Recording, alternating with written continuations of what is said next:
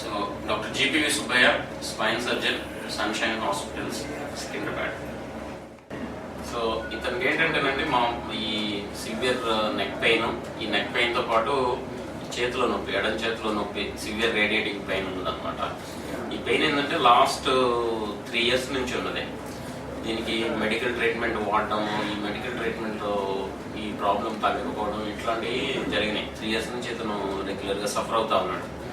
So ఇది మన దగ్గరికి రావడం, మనం మెడకి ఎంఆర్ఐ స్కాన్ చేసి చూసి, ఎంఆర్ఐలో ఏంటంటే ఈ C5C6 అంటే మెడలో వెన్నుపూసల మధ్యలో ఉండే ఒక డిస్క్ పక్కకి జరిగి ఈ చేతిలోకి వచ్చే నరాలని ప్రెస్ చేస్తుందని చెప్పి మనకి తెలుస్తుంది అనమాట.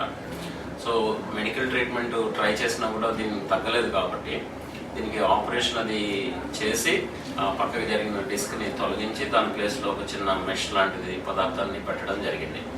ఇప్పుడు ఇది ఏంటంటే ఈయనకి ఈ ఆపరేషన్ మొన్న చేసాం, నేను కాక మొన్న. ఈ లెఫ్ట్ హ్యాండ్ పెయిన్ కంప్లీట్గా తగ్గిపోయింది. మామూలుగా అటు ఇటు తిరగడం అని, ఇతను నార్మల్ యాక్టివిటీస్ ఇంకో 4-5 రోజుల్లో నార్మల్ యాక్టివిటీస్ అన్ని చేసేసుకోవచ్చు.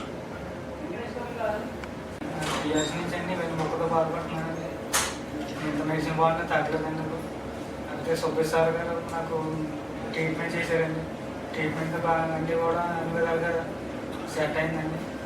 అది నాకు ఆయన దాంట్లో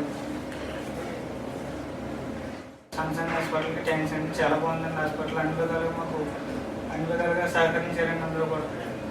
ప్రతి విషయంలో మాకు ఏమీ లోడ్ చేయలేదండి.